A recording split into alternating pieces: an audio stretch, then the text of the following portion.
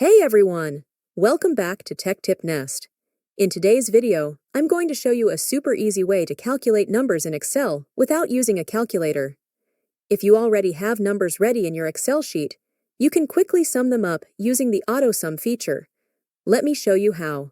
First, open your Excel file where you already have your numbers ready. Find the column or row of numbers you want to calculate. To easily calculate the total without using a calculator, follow these simple steps. Click on the cell where you want the result to appear.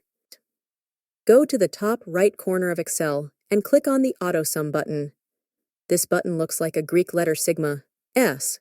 After clicking, Excel will automatically select the numbers above or to the left. Just press Enter, and there you have it, the total of all the numbers in the selected cells.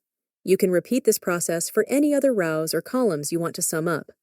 Simply select the new cell, click AutoSum again, and press Enter to get your results.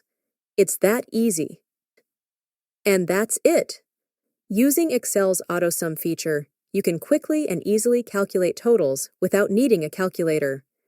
If you found this tip helpful, make sure to like this video, subscribe to the channel, and hit the notification bell for more quick Excel tips.